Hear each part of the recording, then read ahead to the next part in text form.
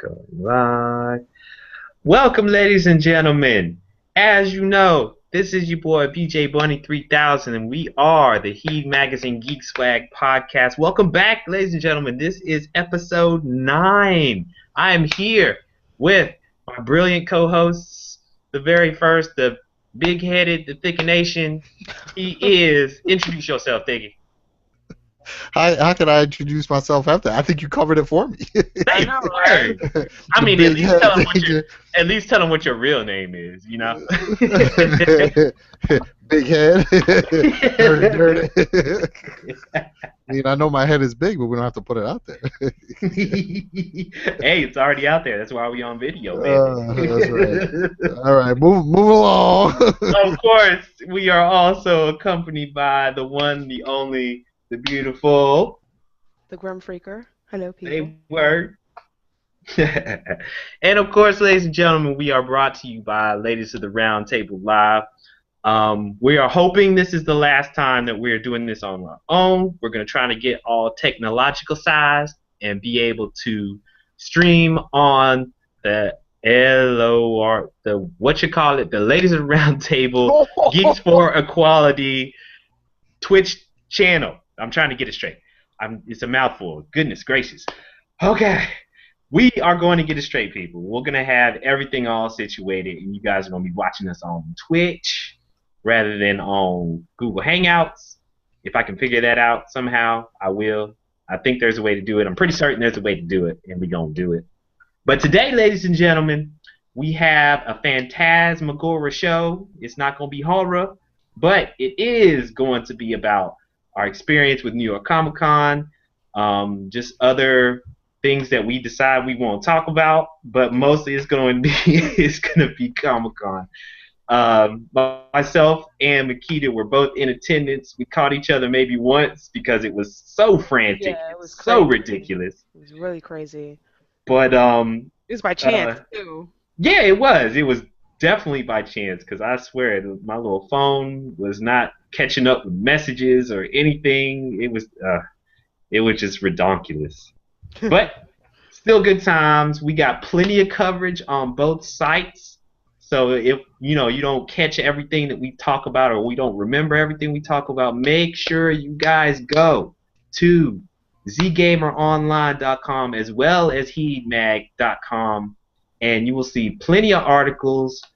Stuff is going to get, we're going to be putting more articles and more things from various people that attended, along with different pictures and all kinds of things on both websites. So, that's right. Tune in, look in, read. Make sure you read, people, because reading is fundamentals, fundamentals, all that stuff. Wow.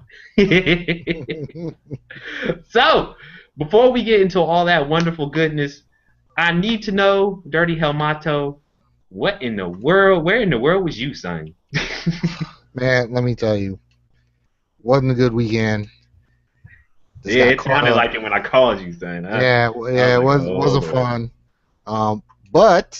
But hold on a second.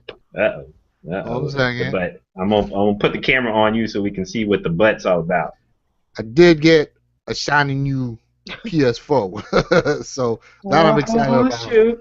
So I got the little Destiny bundle with the white controller, so I'm getting all geeked out for all these games coming up, especially my Witcher 3. So I have my console all ready and shiny. Yeah, impressionato. Yeah, so that's pretty much it for now.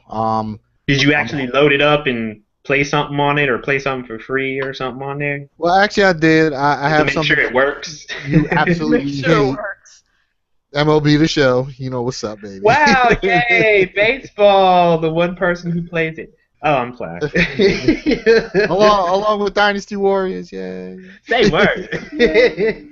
So hopefully, I got 2 more weekends of stuff that I'm gonna be like, personal stuff that I have to take care of. And hopefully, I get those things squared away. Mm-hmm. And once I am done, and I can get my gear in my right spot, I already have some things that I'm working on. I want to quite say them quite yet because I'm not 100% done with them. But when I do, I'm going to be blasting stuff out left and right. Say word. That's what I'm talking So about. I'm really excited about trying to get those things done. It's just it's just time that you got to put into it, and right now I don't have a whole bunch of it, but so that's basically it for me right now. That's kind of what I've been doing, just trying to get a couple of things done around this house because I got to get them done. Once that's good, I have all my toys lined up. I got all my other stuff lined up, and it's gonna be to the wall, son. Window to the wall. Basically, what's gonna be happening. Right? Say word. That's what I'm talking about. That's what's up. That's right. We going all out, people, ladies and gentlemen. Geekswagg. I'm telling you, we on the up and up. If y'all don't know about us yet, you will in the coming. I'm gonna put this out there. If you don't know about us by now, you will know us in like another month or so, because things are really starting to ramp up. We're really starting to gather some steam. So make certain that you tell your friends, your dogs, your friends' dogs, your grandparents, all the You babies. forgot cats. Don't be Oh, say discriminatory. word. That's right. I can't be all racist up in this piece. All the cats, all of the parrots, all them little things, rabbits, bears, lions, and tigers, all that stuff, son. Tell everybody you know. Geek swag, baby. His house. So, Makita, let the people know before we get into all the Comic Con stuff. Go ahead and let the people know what you've been getting into, what you've been doing outside of Comic Con and outside of what you've been rolling around in. I haven't really been rolling around in much. I think maybe I told you today that I started a second job. I started training for a second job. Oh, say word. What's that? Yeah. Well, it's Uh customer service, and you oh. all know that I'm not really that much of a people person, so I'm trying to do What? like add +1 to my charisma. So I'm like Oh, there you learning go. how to deal with people because I want to like push myself and get out of a comfort zone. But you know how Okay. the hustle is, if your job doesn't pay you enough money, you got to get a second job. You got to find another hustle. Yes, that is Or find a why we higher are all paying here. job. Yeah, or find a higher paying job. Yep. But yeah, I started my training today, and I actually did a like a diary about it because my Yeah, first day of good idea. training, it was one of my it kind of reminded me of why I hate group projects so much because like when Ah, you're in like group training, mm. you would think that there's like there's always that one person that's not paying attention, Say word. but Yeah. there were more like 8 people not paying Were they Eight out all of nine attention. snoring? people. Well, they were like I don't know what they were doing. I think that their body was there, but maybe like their mind was somewhere else because the teacher would be talking and they wouldn't follow instructions. Long story short, they spent maybe like 3.5 hours of the 4 hours of training Ooh. teaching Mm-mm-mm. people how to log in. Log in. Whoa. Yeah. That's a waste of time It right was there. pretty bad, but I've been recuperating from New York Comic Con, so Say um, word. yeah, Mm. I haven't, well, I've been trying to recuperate because I've been doing training, but yeah, it was hell in my body Yeah. walking back and forth. Yeah. Yeah. I'm gonna go ahead and say no to training. Yeah, Did you get those TPS reports, Makita? right. Oh, yeah, I knew that was coming. Cover sheet on TPS reports. But BJ already told me. Yeah, but I'm gonna go ahead and send you the memo. Yeah. Oh man. Yes, yes, ladies and gentlemen, that's how it goes. That is how it goes here at Geek Swag. We all three of us all kinds of busy. Me myself, I have just been on the grind outside of outside of work, just trying to see what I can do to try to line up some stuff here. Hoping we can get some good interviews and stuff all lined up, so that we can start having a fourth head all up in the mix, talking with us and everything, and bouncing ideas off the wall for you guys. So that you guys will have something additional to feed your geeky minds with as you listen to us here at Geek Swag. So I've been trying to put together. We'll see whether or not the whole technology swap of getting getting the whole production and everything together so that it looks and sounds great on the Twitch channel. We'll see whether all comes together like Voltron. But we're working on it. We're working on it. In the meantime, since I wasn't really able to get into, since we aren't really talking about Comic-Con yet, this is what was waiting for me. When was that? Friday, right before I went to Comic-Con on Friday. This is what was waiting. Yeah. I heard Alien Isolation was really good. I saw some reviews for it. I'm like, may have to get that. See, that's funny because I heard different. I heard it was decent. Well, And look, I've heard more people say that it was good than people said it was decent. I've heard a couple of like major, media places say that it was decent, but I've heard more people just as a whole say that Alien Isolation was actually come across good. the screen, baby. Oh yeah, I saw. Yeah, you better get on so I can bust you up. Yeah, we'll get into that. We'll be streaming that. That's for certain. That's a definite, right there. That's a definite. Yeah, more than likely tomorrow night when I'm scheduled to stream on Ladies of the Round Table, I'll probably have that in the mix. I'll take a little break from Shadow of Mordor to actually try a little something else different because I've been going balls to the wall on Shadow of Mordor. That thing is so good. I don't think we had a chance to talk about it last time because we had just gotten it. Good game. Yeah. Oh my gosh, I love that game so much. I've seen a lot of articles about it, like, how to kill 35 enemies with one arrow, all this crazy stuff. And I don't know, like, I feel like it's just going to be one of those games. You know how you have, when you see a game that's out and everybody's, like, hyped about it, and you end up getting it, like, 6 months later when it costs less, and you're like, oh, yeah, this game is pretty awesome. That'll probably be it. I know a couple of people that are basically saying the same way. One of the guys at work, I was talking with a couple of other guys that have the game, and another guy that was like on the fence about it. He was like, "Yeah, I think I'm gonna wait till it gets to about $20 or whatever." And I was like, "Yeah, you'll be waiting a while." And we kept telling him, like, "Look, dude, you're not gonna be disappointed if you spend your money on it." He was like, "Yeah, I don't know. I think I'm still gonna wait." And I was like, "All right, so you'll sit there and listen to us geek out over it for the next like 3 months till something else new comes out, and then he'll get it on discount." Matt Crowley.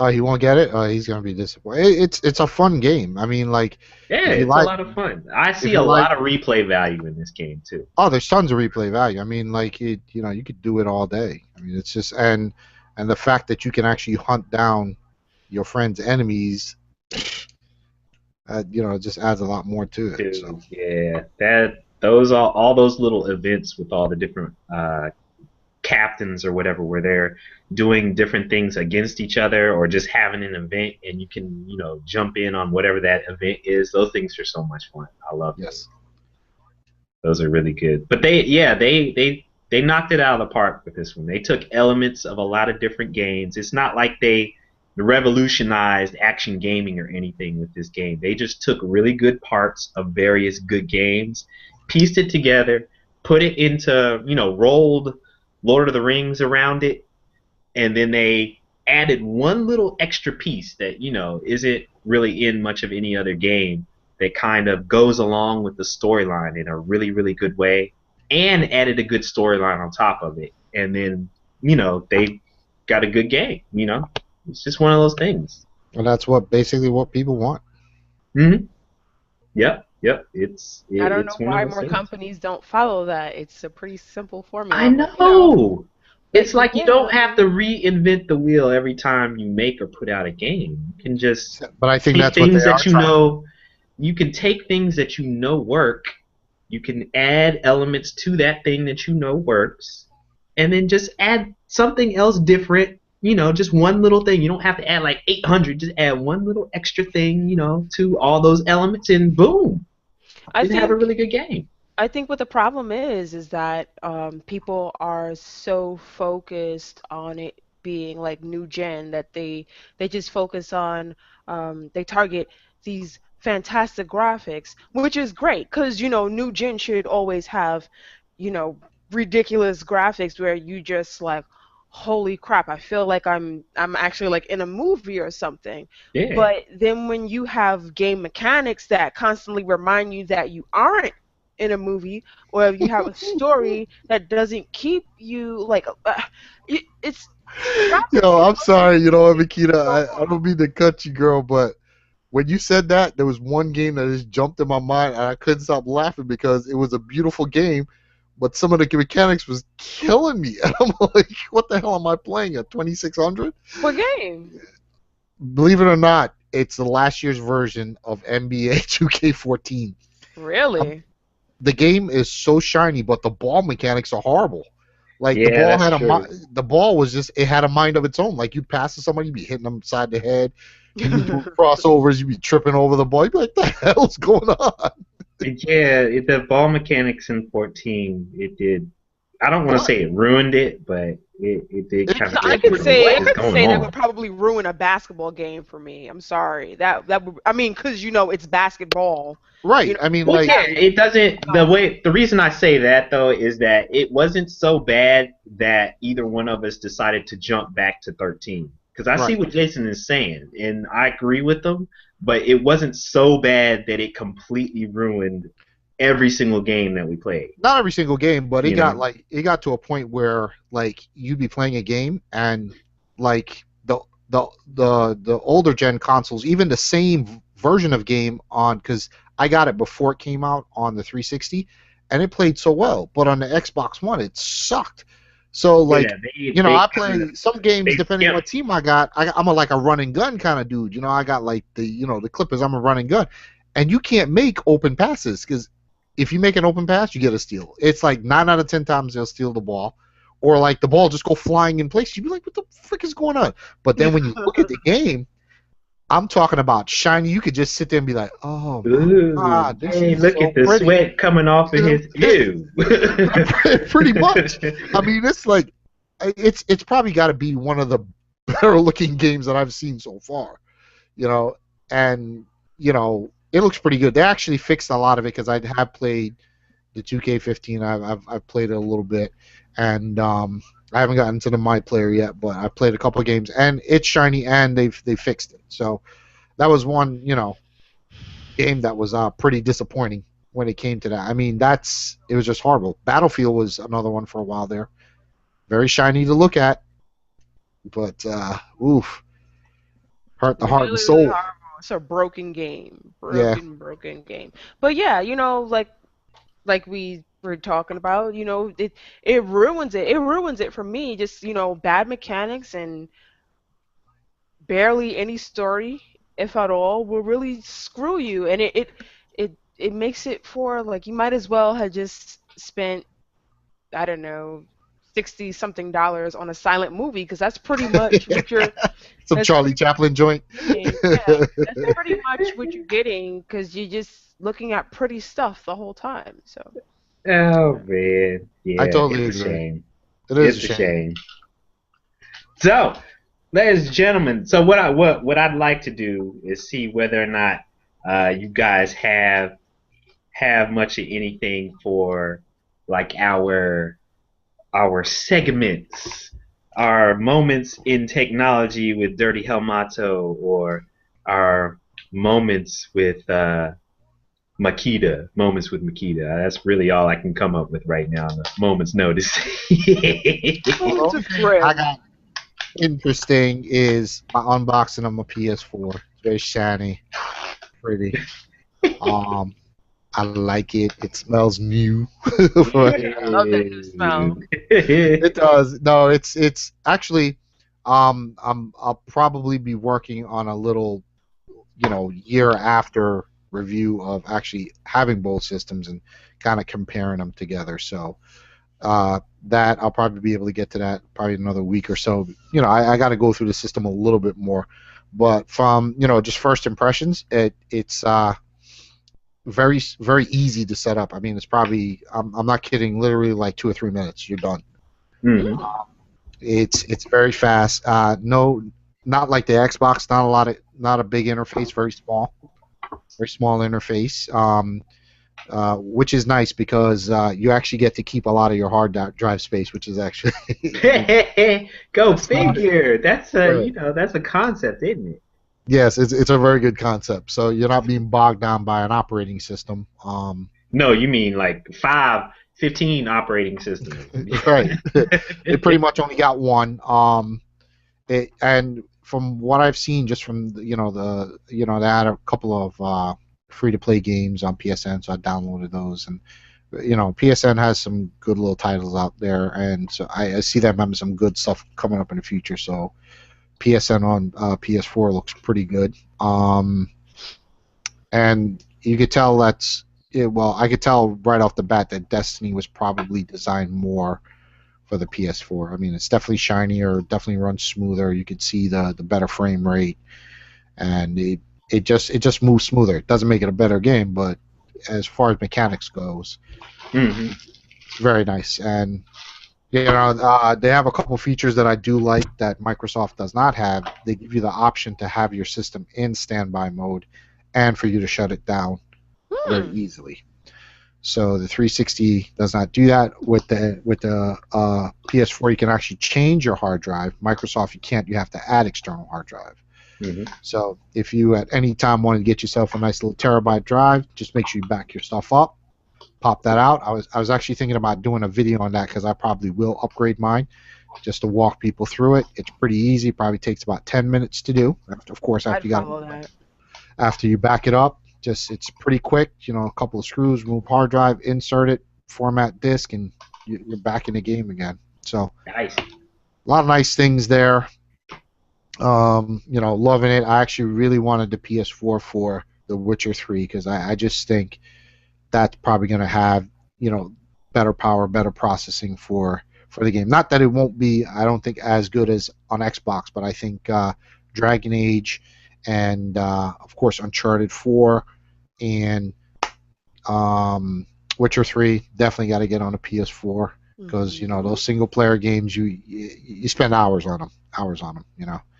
So that's what I'm looking. That's exactly.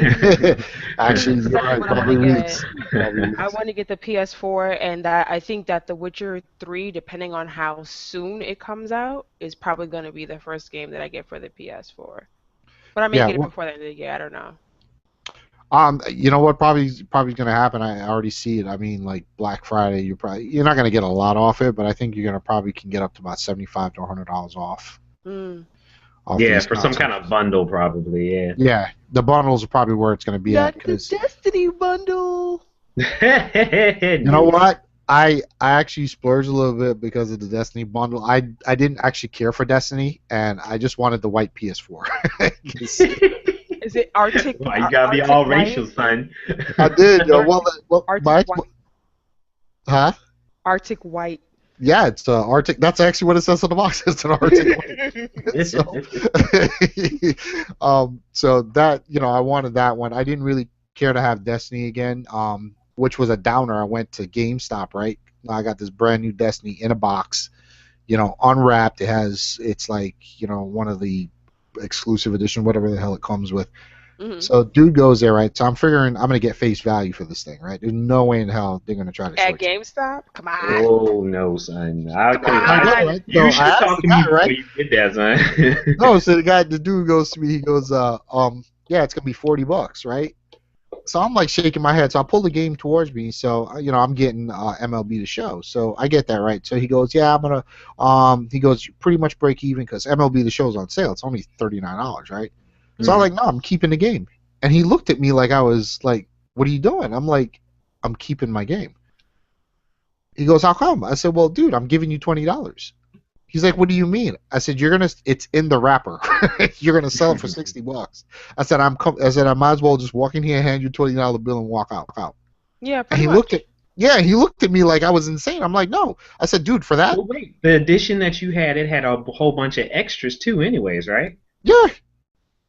Yeah, that's what I was telling. I was like, dude, you should have at least put that on eBay. You could have got more than that. than what you got for it there, because especially Pretty with much. the So in the you know wrap. what? You didn't give it to him. That I hope you didn't give it to him, Hell right? no, I took that back with the swiftness. They Yeah, were. because GameStop is. Let me tell you, like I have a love-hate relationship with GameStop. So do Um, I. yeah, I mean, you don't really have a I lot of stopped shopping there a long choices. time ago.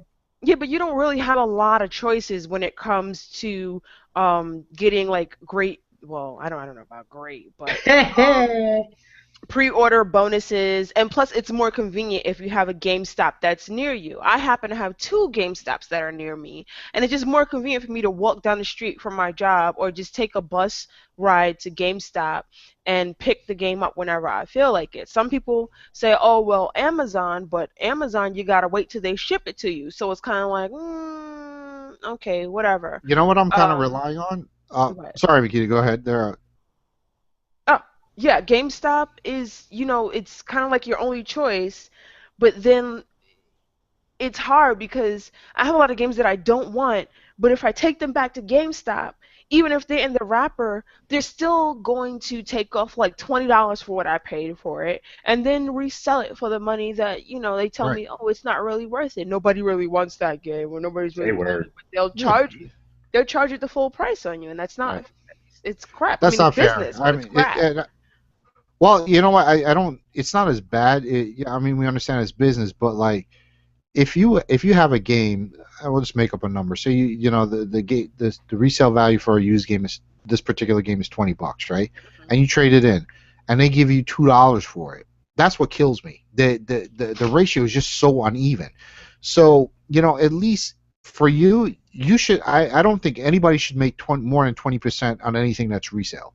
So if the game is $20, dude, freaking give me 15 for it. And that's fair because you're still going to make $5. You're still making a profit, off the game. You're still going to sell it for 20, but it's their markup is like 90%. It's like ridiculous. So, Hmm. or marked down per That's se. why I Well, told you, Jason, you need to stay in the know. Wait until Best Buy has their 100% trade percent, in, and that's kind of and what I'm doing, and do I'm that, and telling you, that's actually better. the last time I did that, I forget what game it was, but it was in the wrapper, just like we were talking about before. And I think that particular week, that same game was even on sale. So the day that I traded it in, I ended up getting more money for it than they were actually selling it for in the store. Yeah, and that makes sense. Hmm. Keep that. And there's another thing. I don't know if these guys are actually going to do it. I heard this rumored like months ago, that um, the pre-orders on your console. I don't know if PS4 said anything, but I'm pretty sure Microsoft did. They were looking to try to figure out if you buy digital content from them, you would they give it to you at a discounted price.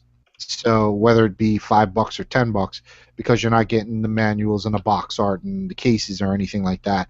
Right Instead of now they aren't. Yeah, they're right they're now they're not not doing it. they're not doing it, but they're looking to do that to persuade people to buy more from the store Yeah, than from their digital store they versus. should. They And really they should. should. And if they come up with a good, thing to trade in digital content, whether, when you get rid of it, you can sell it back to them for some points or whatever, or, wallet points or Microsoft points, whatever it is, that'd be good. And then you just remove you don't own the license into that product anymore. Right. And that would be kind of good because, I mean, like, I really don't care to go to GameStop to get anything. I mean, the only games I would actually buy is because I want the box art or Right. something like that. But the other things are games I really don't care about. I just want to play them. Hmm. So we'll see how that goes. So that's all I got for this week. My shiny new PS4, which I'm loving right now, and I got to put some time into it as soon as I get some, and I'll have more on that. They were. Nice little segment there, Thick Nation. I'm proud of you. Happy So, for you. You growing up right before our yeah. eyes. As long as you can, insult me afterwards, I think it's fine.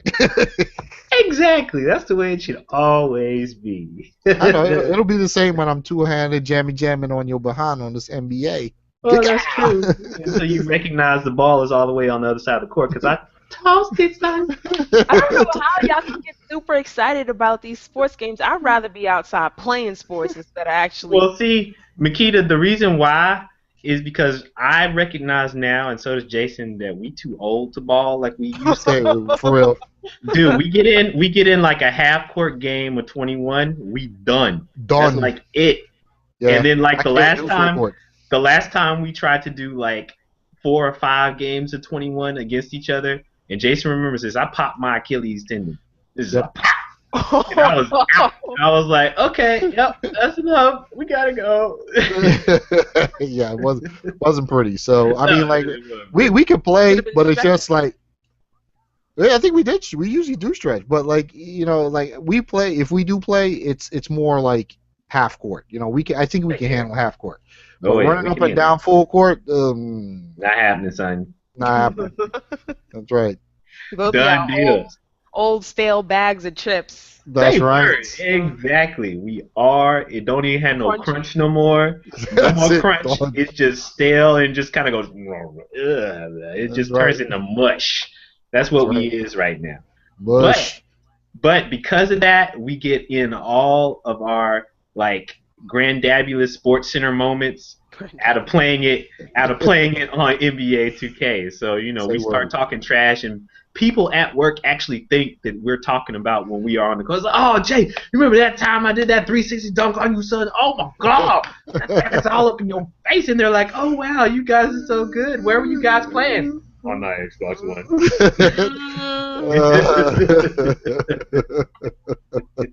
And they just go, Oh, okay. That's But what kind of cool. we get hype on it, and we've been trying. The last time we actually tried to stream a session of us playing and all the trash talk and everything was like when NBA 2K14 first came out, and they hadn't gotten their servers working yet. Oh, So this it was is like, horrible. yeah, it was like we tried to play it and it wouldn't connect, or we couldn't figure out how to get in the same party, and all this other kind of dumb stuff. And it took us a good 30 minutes of going back and forth, trying to load, reload, in the party, out the party, do this, do that, and we just couldn't get it together. We got pissed off, and I forget what it was we ended up playing. We played something else. Yeah, I think we switched. I forgot what game it was, but we got off of that real quick. It was Battlefield. That's what it was.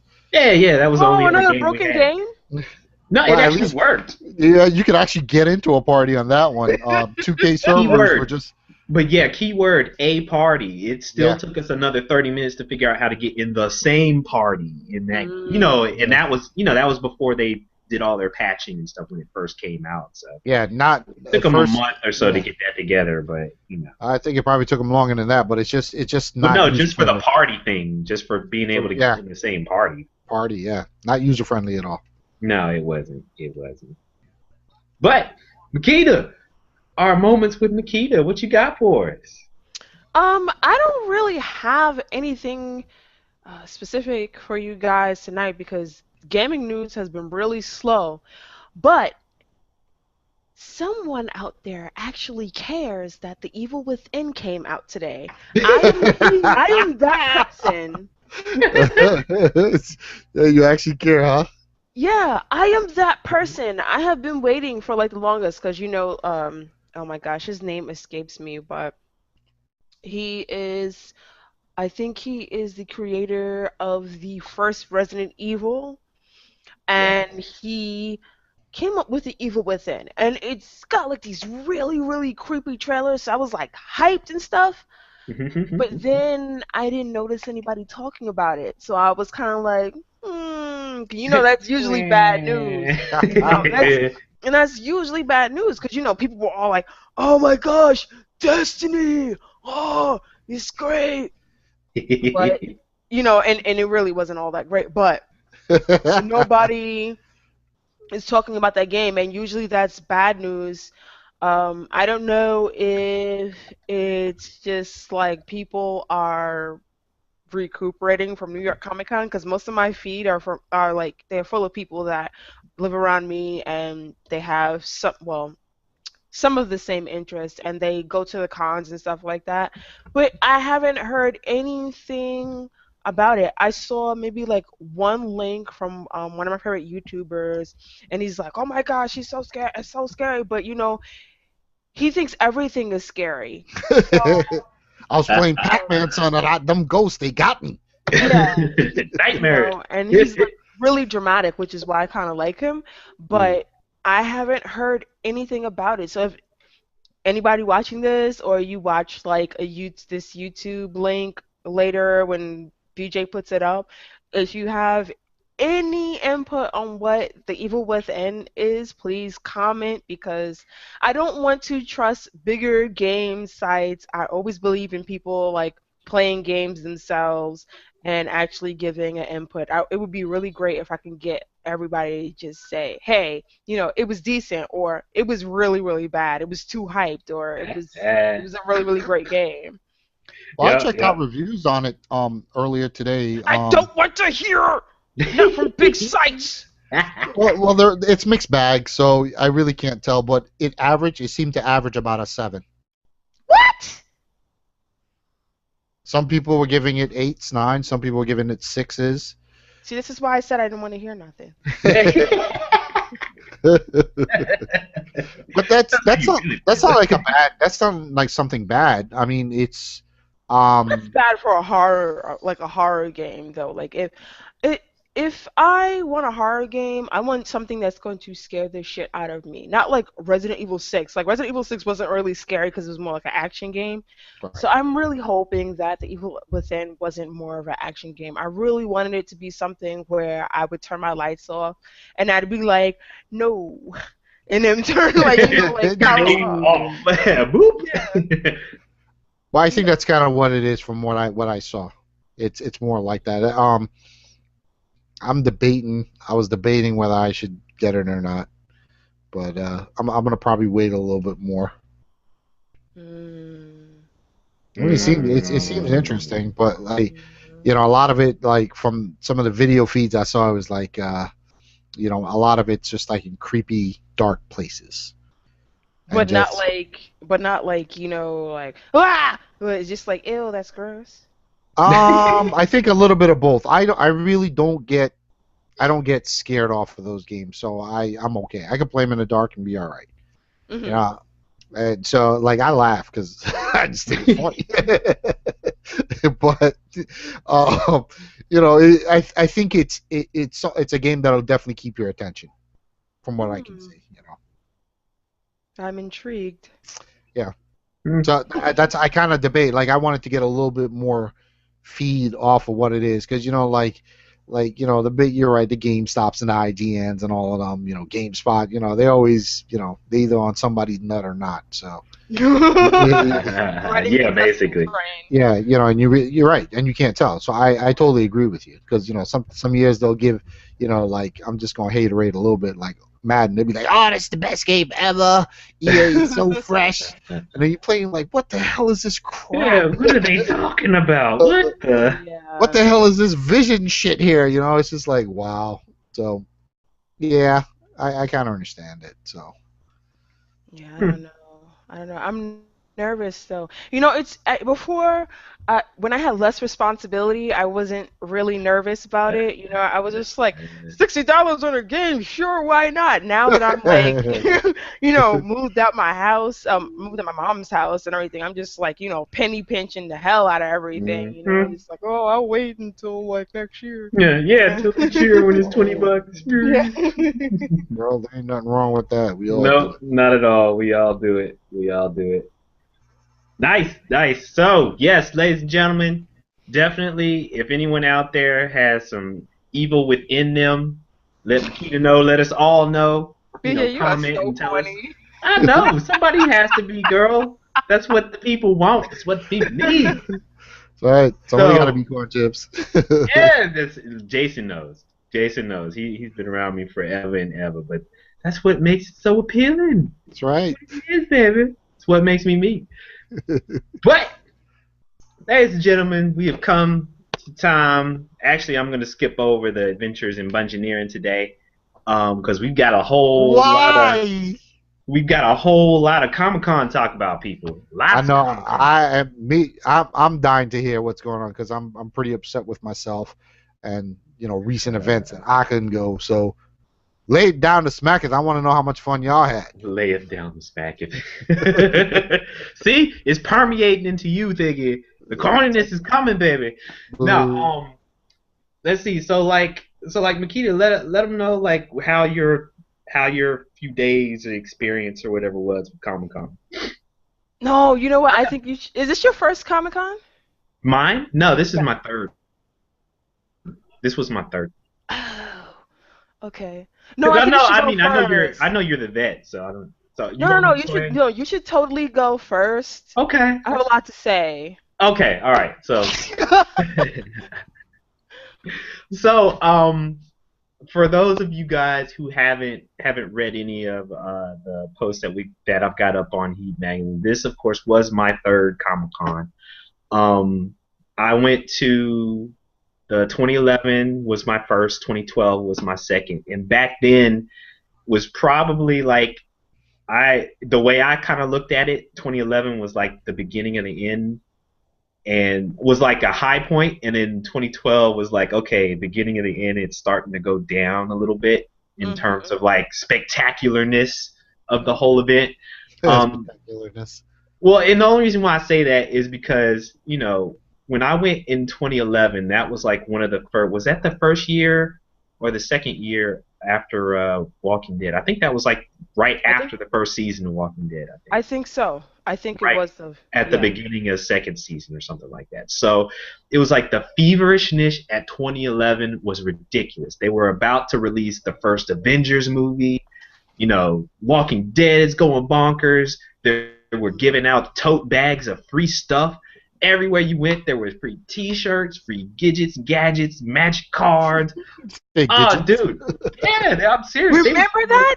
They everything. did. I still have my magic cards. I have like 6 or 7 boxes of magic cards Yeah, that I have. they were Actually, stealing them from dude, people. is that the year that you gave me that stuff? Yeah, that was the year I You was know, I, giving st- you I, stuff I because I still had got I still got some of it down here. But you it. got me. Like I kept all this stuff, dude. Like it's Uh, right. It's literally like right under here. yeah, it was. I mean, 2011 for me was just amazing. I was happy that was my very first Comic Con. Mhm. Because it blew my mind. That was the whole reason why I wanted to keep going because of that show. And like I said, 2012, the free stuff started disappearing. you Yeah. know, um, there Recession. was still, yeah, exactly. There were still big booths for all of like Marvel. All the big publishers. They still had major big booths that were impressive to look at as you walked around. You went ooh and ah. Take a picture of like the show floor and like wow, look at that way over there. What's that? I want to go to that. And then I didn't get a chance to go to last year's.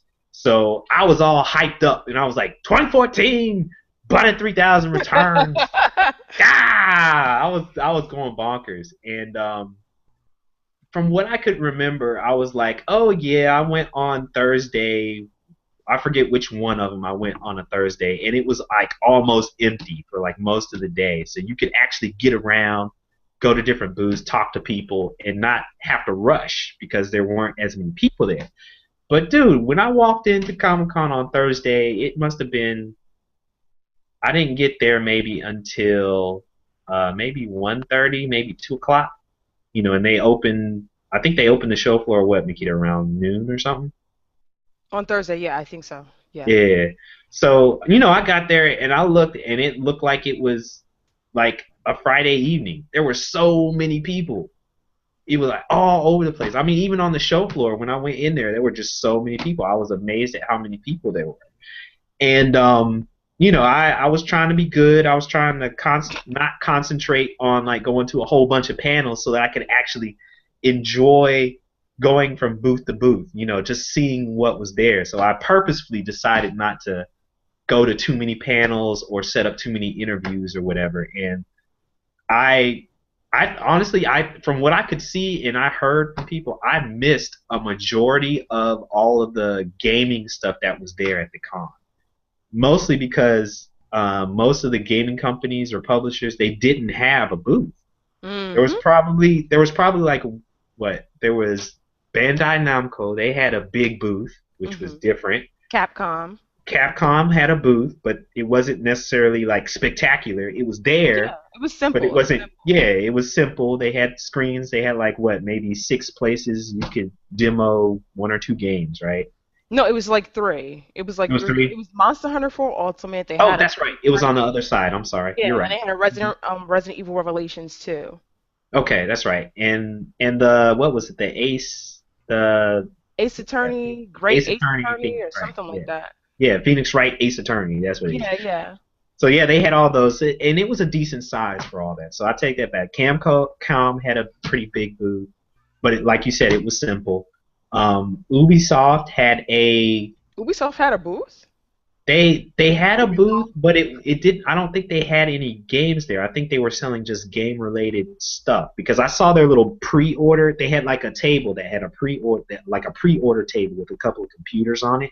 Mhm. Had Ubisoft, and then on the other side, I think they had like just like figurines and stuff, like a Ubisoft store. It didn't have like any games that you could preview or demo from what I saw, because I didn't go through it too much because that was really all I saw that they had. Did Nintendo have a booth? Nope. This was the first time that I could remember that Nintendo didn't have a booth at all. Really? It kind of sounded like they were going to stop doing it after 2012 anyways, because they had started doing off-site.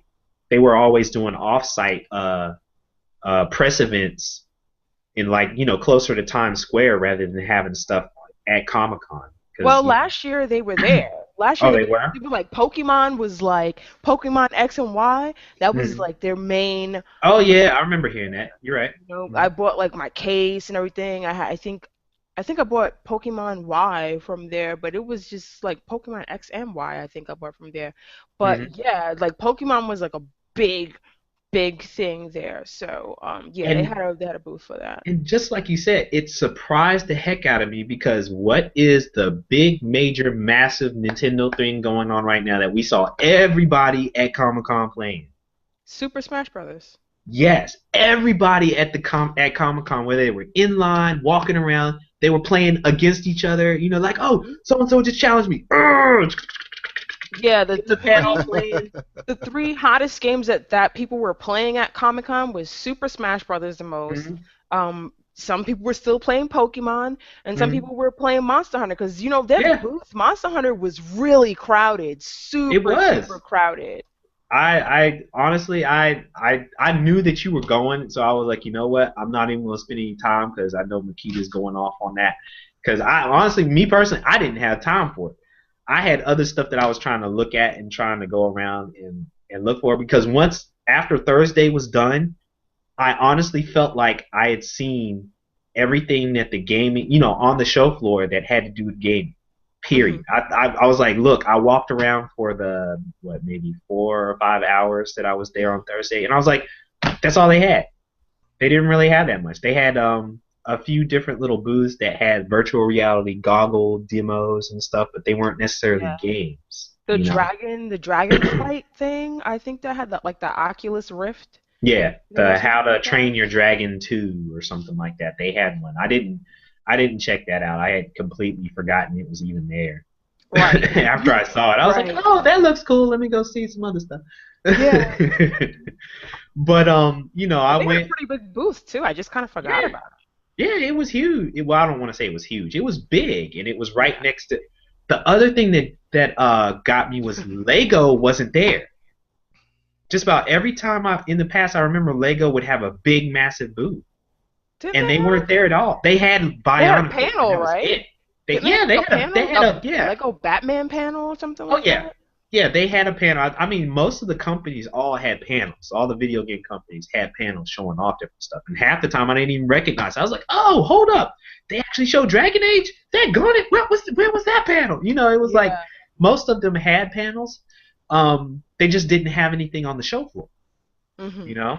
And like I was saying, Lego, they would usually I don't want to say, I wasn't there last year, so I can't speak for last year, but I remember on 2012 they had a big huge booth, and they were promoting that they had just decided to do Teenage Mutant Ninja Turtles Lego sets as well as the game. So they had a big area where you had the little colored panel and you put the Legos on there, and then you give it to the guy, and he had like a space on the board that he would put your little small panel, and by the time it was done, it was a big Lego mural of, Teenage Mutant Ninja Turtles, and it was cool.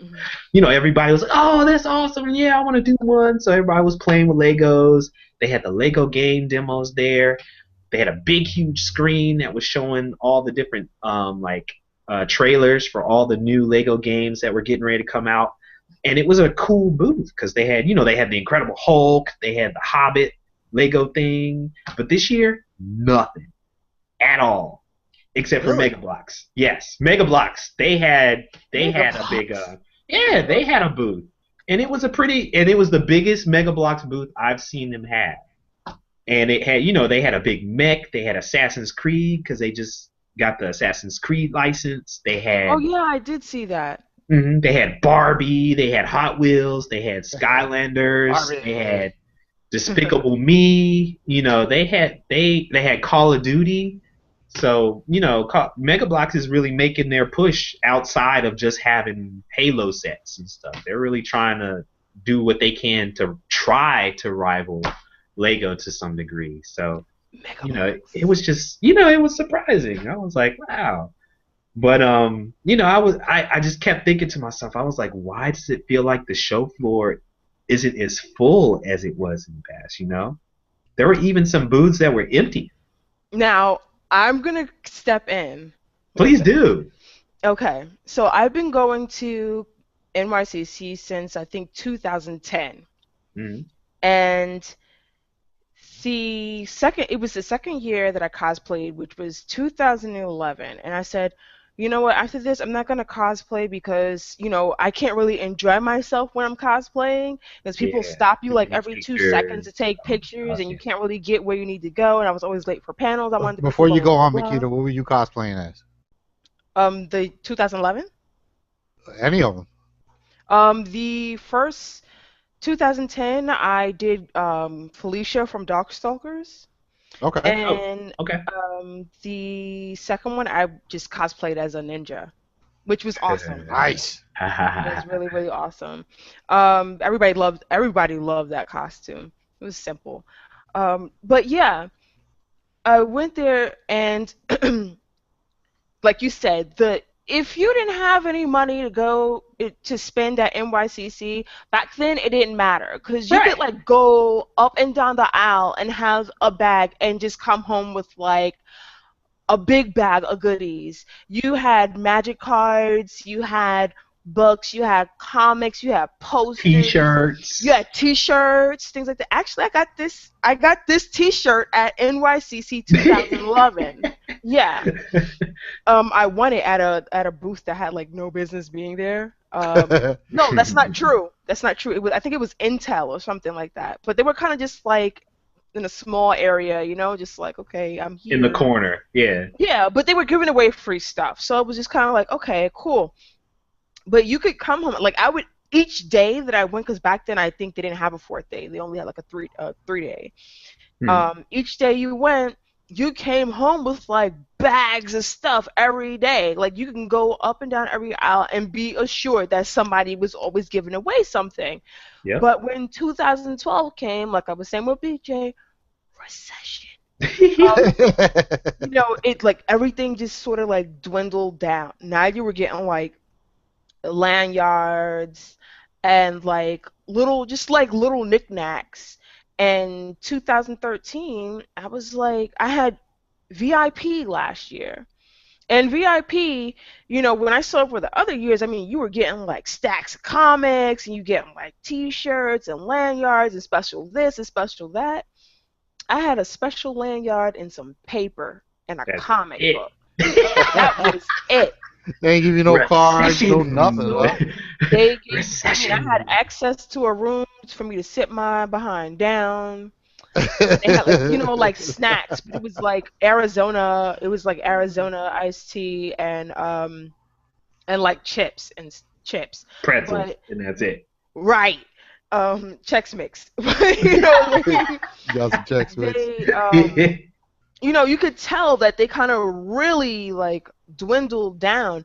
And from the looks of some of these companies, you would think that they're not having any problems because they have like these big humongous booths that have like really nothing in them but merchandise or older merchandise in it. So I started noticing, and I'm like, okay, but I noticed that this year, like you, the floor was much emptier.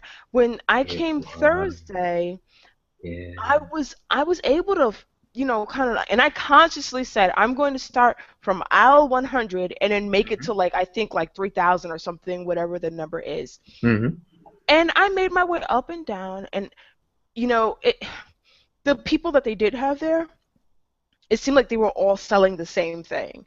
Like they have different types of art, but it's not really like different. And then you had Mhm. like there were a couple of things. I mean, there were people that were selling like retro stuff, which is always there, retro stuff. People selling T-shirts. Yeah. Cosplayers there selling prints. Mhm. Um, uh, just I don't know, just things that didn't Collectibles. really, yeah, collectibles. Yeah, all the different figurine places. Yeah, The big massive figurine, yeah, but stuff. it wasn't really anything. And they had a bunch of like you said, the figurine places, but they had like a lot of stuff in glass that you couldn't even really buy from the con in the Right. first place, which is a tease. Yeah, they were like to be determined is the price because they haven't started selling Right. it yet. Exactly. So it was just like, okay. But then even if you're gonna put that, why not have it so that you could pre-order it? Because what if I Yeah, have $1,000 to spend at and a I'm just special like, price. okay, Yeah, right. And you're telling me, okay, well, we don't know when it's gonna come out. Why not have a pre-order form so that I can actually buy that item? So I'm just like, okay, this just like a bunch of stuff here that I've seen before because this has been here like every year since like 2010. All these things here. yeah. Hmm. I'm not really seeing anything new. And then most of the hype has been about The Walking Dead. Yep. And I mean, like, how much hype can you get from The Walking Dead? You don't. It's been out for what, like 4 or 5 years, four Yeah, something, we're in the fifth something, four season now, Fifth years. right? season Yeah, now. we're in the Yeah. fifth season, and it's just like, Was the cast there? okay. I I don't know. couldn't get in the panel. I Yeah, it couldn't was tell it you. was really crowded. Yeah, and I don't know. It was the biggest in the amount of attendees this year. Supposedly it matched or surpassed San Diego Comic Con, which Hmm. is cool, but then kind of gross at the same time because they didn't get a bigger space. It's not a bigger Yeah. space. So it was just like, it was Same very space, more people. claustrophobic. What I noticed more as far as the it being more empty is if you took your time. Did you go to Artist Alley? Yes, I fell in love with Artist Alley. Honestly, that was the first time I went to Artist Alley, and I fell in love. Yeah, Artist Alley, they have a lot of independent artists over there, but the thing is that there weren't that many artists this year, and I'm not sure if it's because maybe I don't know. I feel like maybe it costs a lot to have a booth at New York Comic Con, and Probably. they're not making their money back. A lot of them aren't making Yeah. their money back, probably. I don't know, but it would seem Well, let really me ask you empty. this. Let me ask you this. Didn't they used to have Artist Alley on the show floor though? Did they always have it over in that corner? You know what? I feel like Artist Alley was, I guess, in a more accessible place. I feel like it was like in the middle, like when you go downstairs with the escalator. I feel Uh-huh. like it was down there, but I think in the past like couple years they were in that far off area. We had to walk to the other side of Jacob Javits to go to Hmm. Artist Alley. I'm really not sure, but I feel like it was more accessible, like it was a shorter distance Yeah, because in I past could have cons. sworn, yeah, I could have sworn that the area where they had Artist Alley this year was like the area that they used to have all the autographs and stuff back in like 2012 or 2011 or something. It probably is. It probably is. But I'm not sure. I'm not really sure. I don't know. But yeah. Um But I honestly that I felt like if I was gonna go another day this year, I probably would have spent more time and a lot more money there. Because I actually, and I mean, for me, I kind of wish that they had like an artist and maybe even a writer's alley because when I go, when I go to Comic Con, I like it personally because I love networking with a lot of the people in the industry. So when I recognized that that Comic Con had a lot from like movies, television, and comics and everything. When I go, I'm always expecting, okay, I'm going to be able to network with some gaming developer people, Mhm. which is going to be fun. I'm going to get to network with some independent comic book people, that, hey, they are launching their very first comic book. They've got their own publisher. Because when I went in 2011, I met like 2 or 3 guys on the show floor. Hey, this is our new comic book. We're putting it out there. It's new for us, and the only place you can get it is from us because they don't have it in the stores. They don't have it in comic books yet. But they sat there and they would talk to you about it, and you'd be like, "Oh, that sounds cool. I'll buy one from you for like $2, $3. Here, give it to me," And I'd be able to network with different people like that, as well as like the writers. They would always have like not always. I would go around and see just booths about different kinds of writing software or writing like new writing websites like Author House or self-publishing sites that could publish comic books or they could publish novels or they would have just different things that kind of go along with the industry of television or just writing books because there was a lot of book publishers there also, so you could talk to a few of those writers and stuff in those areas also.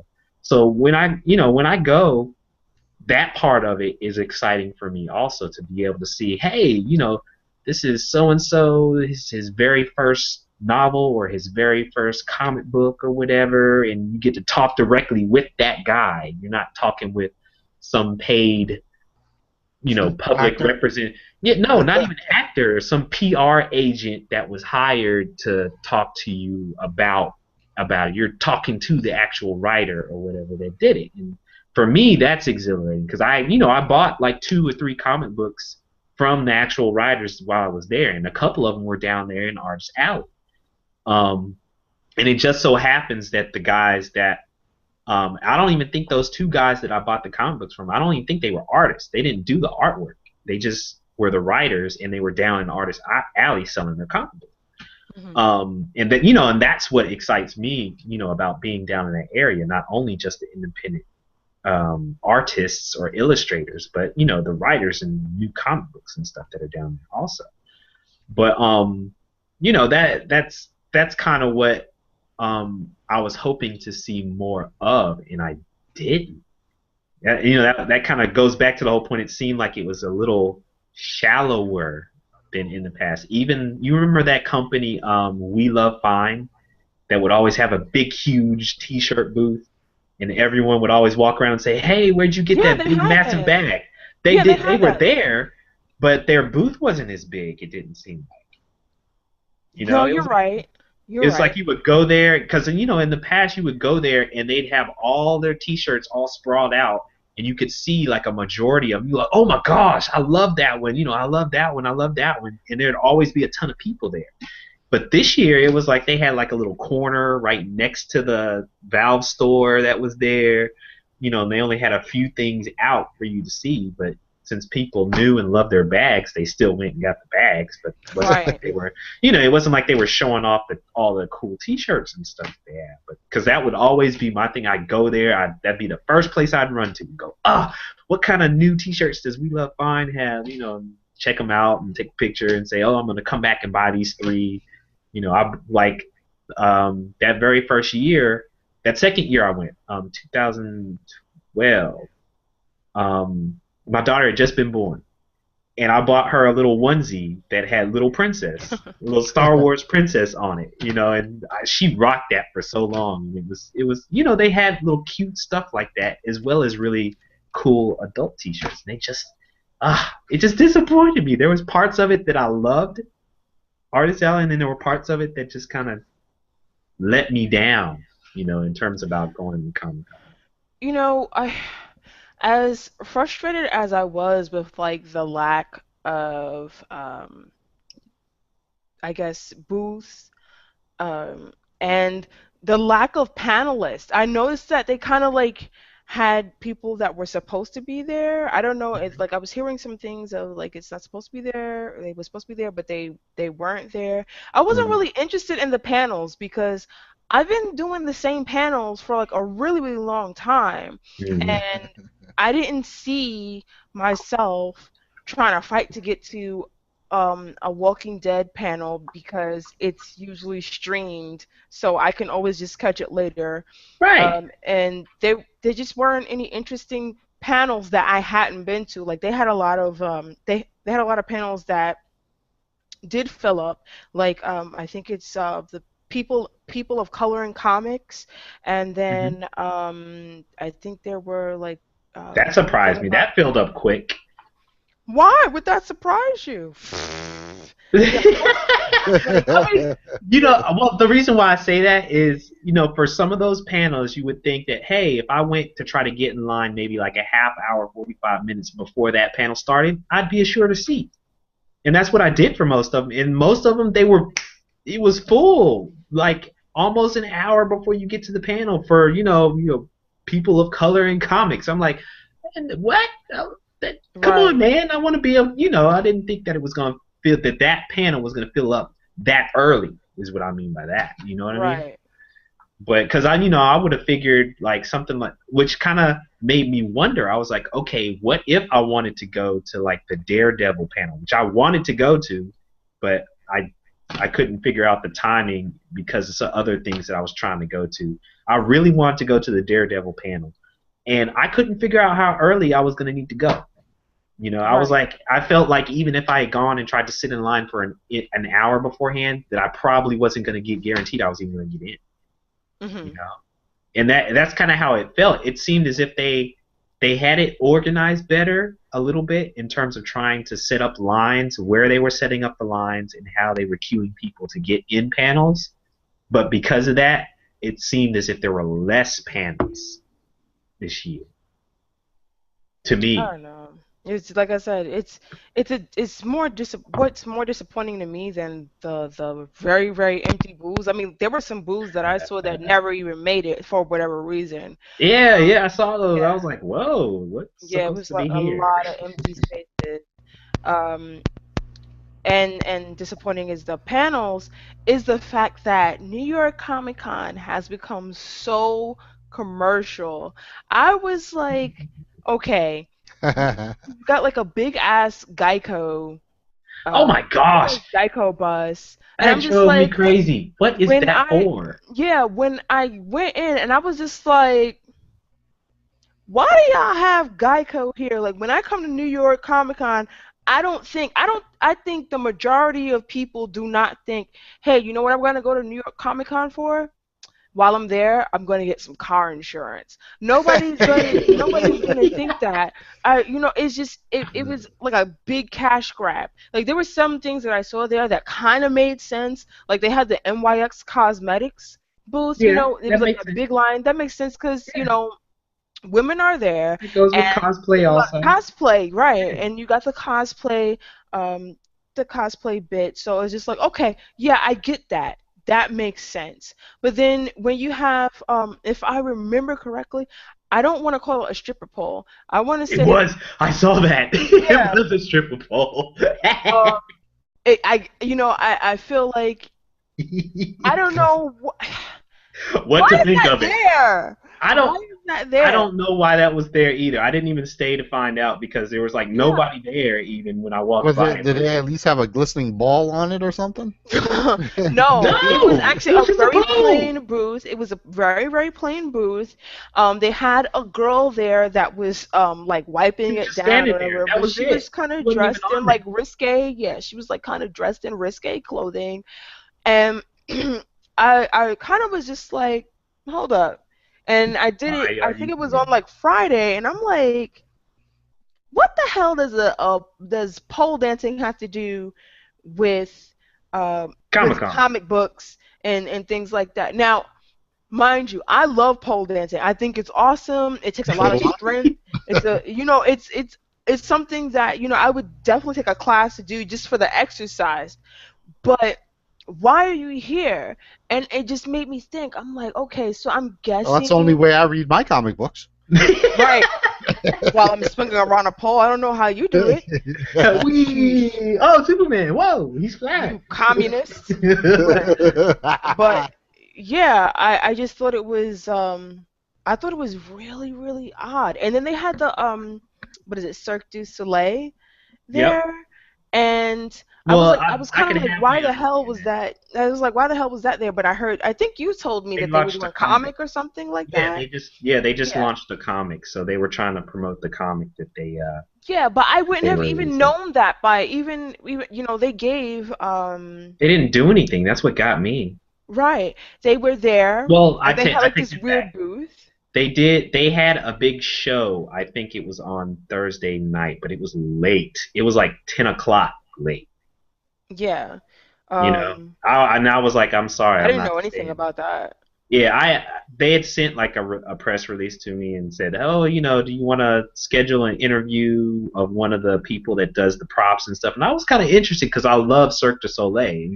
I've only seen one show, but I Mhm. like the concept. My sister has actually seen this one that they have in Las Vegas, and she was like, it was one of the most amazing shows she's ever seen because she was Yeah, I'm like, sure it's fun. well, I mean, this particular one, the way that they do it is they have the stage moves the entire time that they're doing the show. Ooh. Oh, really? So yeah, so it was like, it's like a regular platform, and then it'll start like, it'll start flat, and then it'll start going like this, and they'll be performing on it, and it'll go like this, and then it'll rotate, and the whole time that it's doing this, they're performing on the stage in different ways. So they're climbing up it, they're rolling around it. People are, just like at any other Cirque du Soleil show, they're all Right. over the stage, coming from all angles and stuff. So I was excited that they were going to be there. I was like, there's no way they're going to be able to do this show here at Comic Con. They're going to be able to do something, but I was like, no, I'm not staying for that. Not at 10 o'clock at night after all that walking. Your feet are throbbing, and your back is aching, and like, dude, all I want to do is sit down. Yeah, that's the same thing that happened to me because like Friday night I was supposed to do the Resident Evil, was it Resident Evil Revelations 2? No, it wasn't it wasn't exactly Resident Evil Revelations 2. It was a Mhm. Resident Evil Returns panel, but my feet were already done by like 3 or 4 o'clock, and that panel was like at Seven. 7:15, 8 o'clock, and I said no, I'm not. My feet hurt, and I had seen everything that NYCC had to offer already on Yeah. Thursday. So it Mhm. wasn't like I had, okay, you know what, I'm going to walk around for 3 hours and see what I can't find. No, I had already seen everything on Thursday, so there was Yep. no reason for me to stay. Even still on, I think Saturday I was kind of feeling the same way because I had missed the Monster Hunter panel. Mhm. That day was like a clusterfuck because I left my pass at home, then I had to go and pick up my pass again, and it was really crazy. So I missed that panel, and then that's not funny, and um like I'm sorry. I'm later sorry. on in the day there were some panels, but I just I think by maybe 4 o'clock again on Saturday, I was kind of like, I'm done here. Like, there's no reason for me to stay. Even the like cosplay parties that they were having, I was just like, this is Yeah, I was thinking not about those too, and I was like, dude, I can't do it. There were even what was people that I Twitch had said I was in town. What was Twitch doing there? They were doing? live streaming different featured places, different featured booths and people on their little stage on Twitch, so that they could just say, hey, this is Comic Con, kind of like they did with E3. Twitch was there, and Twitch was streaming just different featured interviews and stuff the whole time through E3. It was the Hmm. same deal there at Comic Con. They just had like two regular hosts or moderators, and they would just bring up different people to interview every hour or hour and a half or something like that. I remember on Sunday they were doing like a Smash Brothers tournament, part of the Smash Brothers tournament. They streamed it from that little live area stage or whatever. So they were just doing little promotional things to show off different featured booths or people or whatever. So it was pretty cool. It was pretty cool. But One of the things that I thought was pretty cool, and I have this all over some of the posts that I have. I met up with a cool little group that does this little show, this little web series, the Invaders web series, Angie's Logs, and it was cute because when I walked by the booth, it was this little girl. This little girl, she was in her in a little purple robe, and when I was walking by, all these kids kept running up to her booth, and they were like, "Oh my gosh, it's Angie!" And I was like, "Who the heck is Angie?" And they were taking a picture with her. They had this cool big poster, and I've got pictures of it and everything.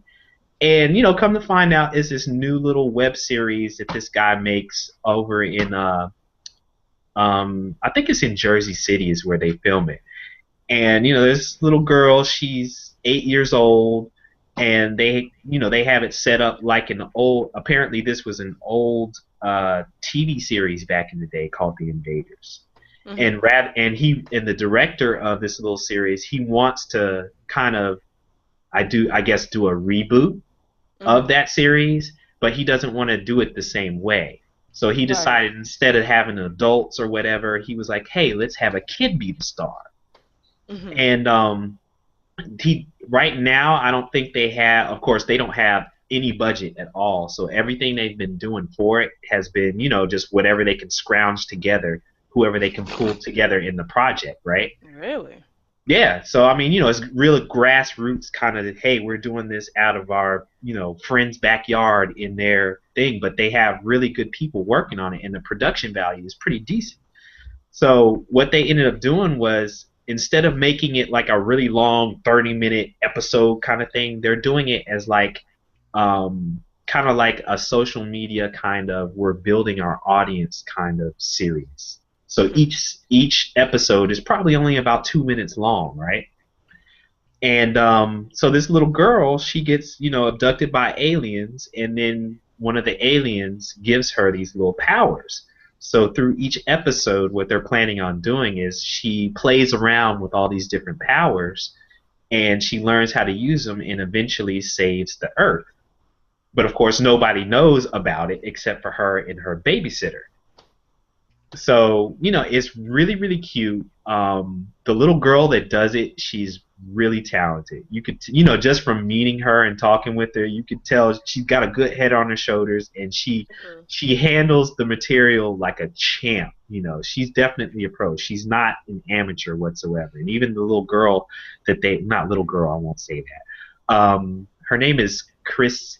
I think it's Christine Manette. She was in there's I forget which soap opera it was. She was on All My Children. She was on All My Children, was like the last big project I think that she was on. But she was a fan of the web series as they were filming like the first few episodes, and she basically bullied her way through the casting and ended up getting the role for the babysitter for the show. And right now, I think I've only seen like 5 or so episodes, or whatever. So they've only gotten to the part where the babysitter just started, getting into the show. But it's the comedy is just close enough that an adult can appreciate it, because they have a lot of nods to, well, not a lot. They've got a few nods to Star Wars and to Men in Black. So just little one-liners that if you're an adult, you'll catch it. If you're a kid, you'll be like, ha ha ha, that's funny, and you're like, yeah, but that's from so and so. But kids can appreciate it. They like it because she runs around with a Nerf gun. She modifies her own Nerf gun, and that's what she uses to blow up stuff and everything. So, kids can relate to it, and they're definitely responding to it. So they're building steam. They've won a number of little web or internet awards. Well, not one. They were nominated for a lot of awards, and I think the girl actually won a award for like web series. So, and they're building steam. It was pretty cool to meet them all. They, took a few pictures with me, gave me bunny ears while I was in the picture and everything. So it was cute. It was awesome. Cute. It was fun. Yeah. But see, that kind of stuff. That's why I like going to Comic-Con, going and getting to know about new little cool projects and stuff. And I got this was the other one where I met the writer Nerd Pimp Jason. I'm letting you read this book. This is right down our alley, son. You It know what looks. this is about, I can right? just tell from the title. This is What the is it second he about? What is started. it about? Well, the second he started talking about it, he was basically saying that, and this is what it says in the front page. It says Ren Allister is an IT guy with no direction and no life until he stumbles on the oldest profession in the world.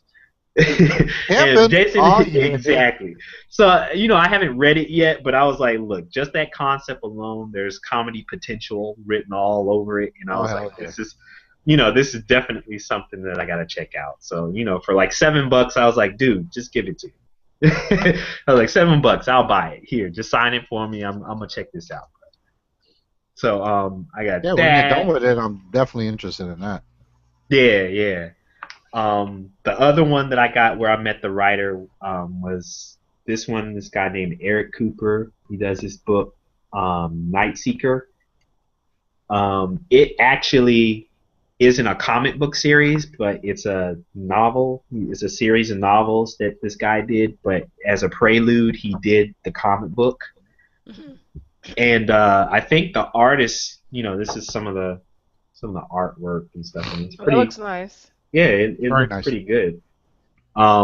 But like the concept he was telling me is kind of like a mix of, not necessarily a mix. It's kind of like Green Lantern, I guess you could say. A dying alien kind of crash lands on Earth, and he's passing on his powers to some unsuspecting guy that's nearby.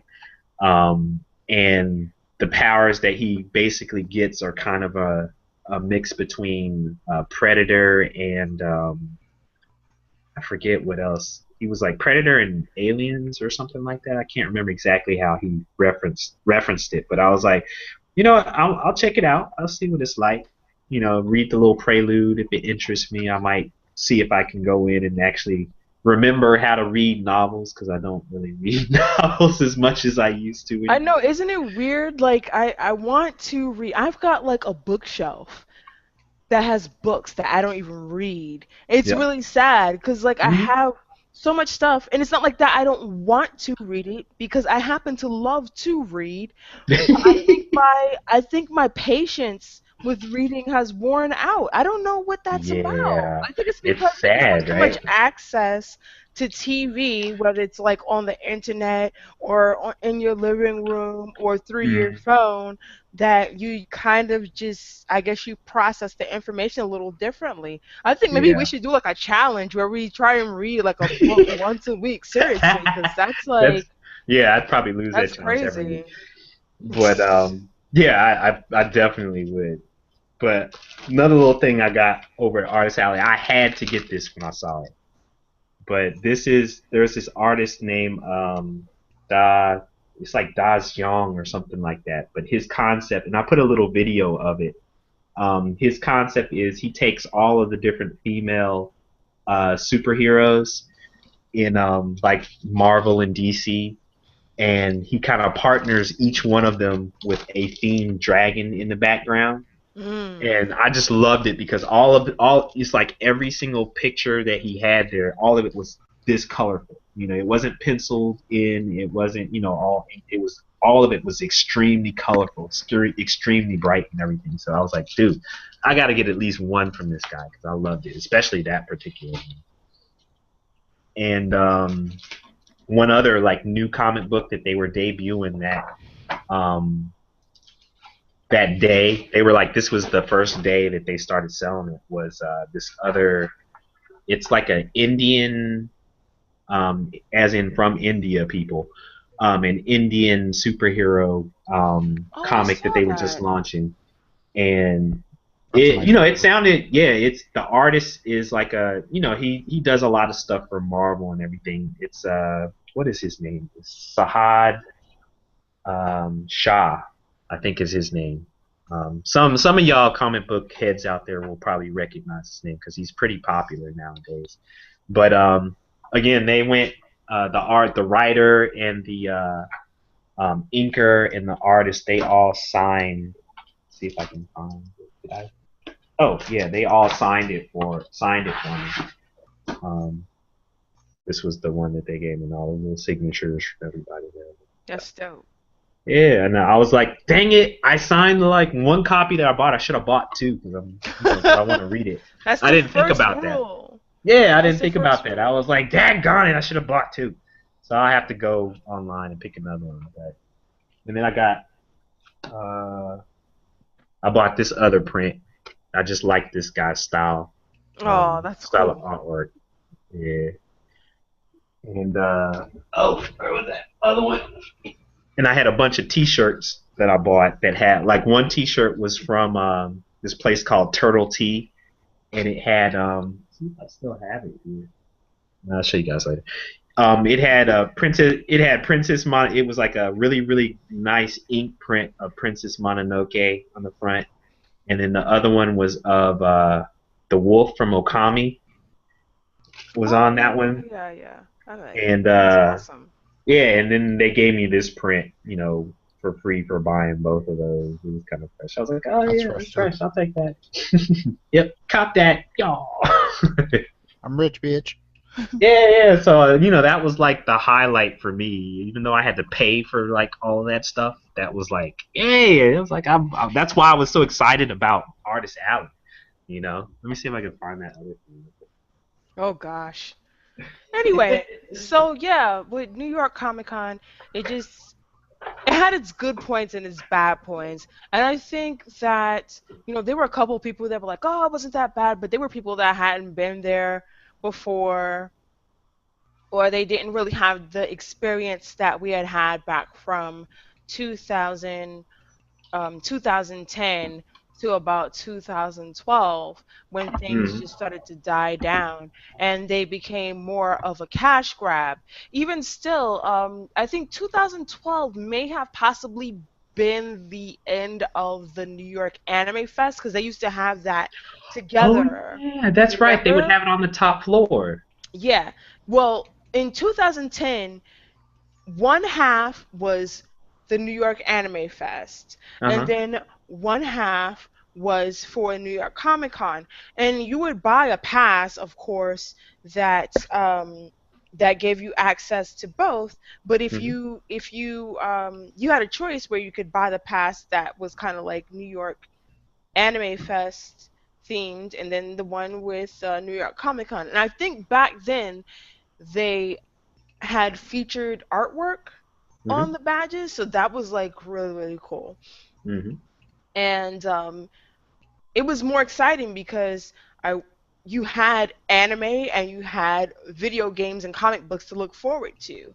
So you went to one side and you had a whole different type of culture, a Yep. different type of geek culture to look forward to, and you had different artists. You know what? I didn't see a lot of anime artists because when Nope. they had New And it York wasn't. Anime Fest, they had a lot of people like you and me that would have booths, and they would showcase their art there, and you would buy like little drawings, little chibi drawings, and Mm-hmm. whatever little knickknacks that they had, um, that dealt with Japanese animation, and it would just it I don't know, like it kind of died down. I think they banished it to the top floor. That was like the Yeah, last they did. time that I saw They New York. banished it. Yeah, they banished it to the top floor. That was the last time that I saw New York Anime Fest. You'd have to go all the way to the top, and just like Artist Alley was, it Mm-hmm. was like really small, and people kind of didn't know what was there, because I thought that it wasn't there anymore, and somebody was like, oh no, it's on the top floor, and I'm like, top floor exists? What? And Yeah, it's like what? yeah, and I went to the top floor and I was like, wow, this is really sad. Like I can see that Dying out. it's dying out. And I can't I would never discourage anybody from going to New York Comic Con just because I don't enjoy it as much as I used to, because now it's become, like I said, it's become a cash grab, and it's a little bit more stressful than I would like it to be, because when you come to New York Comic Con, you're supposed to have like your adrenaline pumping, and you're supposed to be enjoying Mm, yourself. But Yeah. now it's not like that. It's just more stressful getting around, and parking. yeah, and Oh Lord. disappointing. I don't Don't know, it's even just worry about disappointing parking. when you've been there for so many years and you start to And you see, know what it was like yeah, you before, know what yeah. it's like, and you see it on a decline, uh, it it's way different than when it's like your first and second year and you're not used to certain things where you're just Hmm. like, you know, Yep. the person that's only been there for like 2 years, they're gonna be like, oh man, I'm just so hyped. It's This is like the amazing. best thing Arr! ever. People that have been there for like 3 to 5 years or since the beginning when they started, they're like, I remember when such and such and such, you know, they sound like Yeah. old people. I remember back Hmm. when, or back in my day when, you know, when you first went to New York Comic Con, you had this, and that, you know? We ain't Yeah. checking outside. But one thing is for certain, one thing that has not disappeared and did not disappoint at Comic Con was cosplay. I have to give it to all the people that showed up and that were there in costume because, and I think I got one picture of it. One of the best costumes I saw out there. One of these guys had like the ultimate Green Lantern costume that completely lit up. It looked uber Wow. professional. It looked uber professional. His, the Green Lantern symbol in his chest lit up. The background lit up. His ring that he had, it lit up. He had a lantern that was custom made that looked, it looked polished. It looked clean. It didn't look cheap, but it was definitely custom. That whole thing lit up. This dude was on point from head to toe. Green Lantern. I was like, wow, dude, he knocked it out of the park with that. That was an amazing costume. Between that and I took one picture, and I don't know why these guys did it, but one guy was dressed up as Optimus Prime, but he had the head part was like a chicken for some reason. And Because there was a chicken. lady there, yeah, and the lady that was with him was dressed up as RC, the pink motorcycle transformer, but her face was like a little chicken also. I didn't get that, but the costume itself, it was amazing. I mean, when the guy walked, it was almost like you could hear servos moving. You could feel the weight of his Wow. costume as he moved. And he even went all out and put two iPads right in his chest where the Optimus Prime like view, truck glass was. He put iPads there. And he would let people come up. I don't know what was on the iPads that he was letting people do, but the people going up and going, "Oh God, yeah, I'm gonna play with your chest." And I was sitting there. I was like, "How in the world did he even come up with?" Because I mean, you couldn't have bought that. There was no way that you bought something like. He made that whole suit. It was Wow. and it was fantastic. I mean, and that was just on. That was only two of them. There were so many others that were great. I saw so many great costumes while I was there. I couldn't even take pictures of all of them.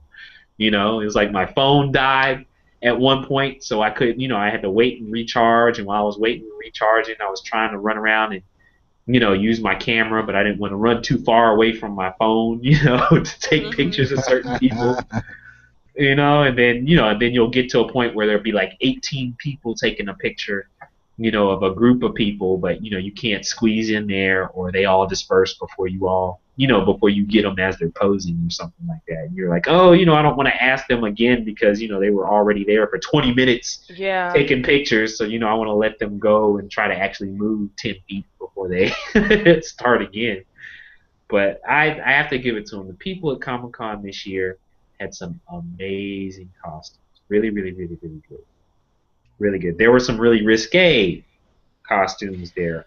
Also, Yeah, I have my my yes and my positive and my negatives. Like, I'm all for people wearing what the hell they want to wear at Comic Con, mhm. no matter what size, no matter what race, no matter what. But But there's a part of difference me, between cosplay and naked Play. people with two pieces I of felt cardboard that. on. Yeah, I felt some kind of way, but the only reason why I felt some kind of way is because there were kids around. I know some people are like, Oh "Oh, yeah, kids have to that's kids what have got to me. some people are like really free with their kids, where they're just like, oh, well, they're gonna have to learn about the human body anyway, blah blah blah. Okay, whatever. But Yeah. that's not everybody's kids. That's not Right. everybody's kids. Right. Exactly. Personally, I, even though they have like Kids Day, which is Sunday. Which I didn't go to. Not everybody. Yeah, not every. I didn't go Sunday either. I don't. Not everybody has the I guess not everybody has the Fortitude. time to get a pass. Oh, No, time, not yeah. everybody. Yeah, because like only certain passes were able. Not a lot of people have time restraints where they're just like, okay, well, I need to get back to where I'm from, or I have to work, or I have to do Right. this on Sunday. So they come other days, and I saw a woman that basically didn't have, like, pretty much didn't have anything on. Like, the only thing she had, I think she had like something covering here, and then she had like, I think like a G-string on, but it Mhm. was like covered. Yeah, it was covered with I guess what would look like a utility belt. And I was trying to Oh figure yeah, I out. think I saw her. Yeah. Yeah, I was trying to figure out What she was what are trying to you be. cosplaying. It's like, yeah, what are you Yeah, cosplaying? You're yeah, the one utility belt that and Batman forgot or something? yeah, because I genuinely was trying to figure out what she was cosplaying. Like, I wasn't like, oh, you shouldn't be You wearing should, that. But yeah. yeah, I wasn't trying to like bash her, but I was just like, There's got to be something more to this costume to fall off. what are you cosplaying? So, Yeah. and my concern really was, okay, it's really crowded, and I would hate for somebody to like elbow Yes. her or something by mistake, and then Oh, her boobs show. trust me, somebody at that con probably did at least walk by or nudged her and brushed against her in the wrong way, Yeah, because there's no way you can walk into a convention that size with and that many not have people that. Yeah. and wearing something like that and not, like all, like I'm not saying not get groped because that's not right to begin with, but Hmm. not get brushed up upon. Me personally, I felt uncomfortable for some of those girls because I was like, there was even one that surprised. There was one girl that just surprised the crap out of me.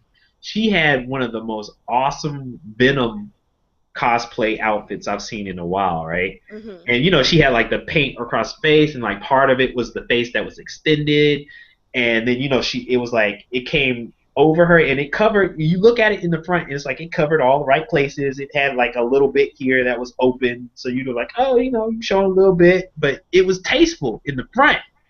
You see her walk in the back, it's like her complete ass is just out constantly. All of it.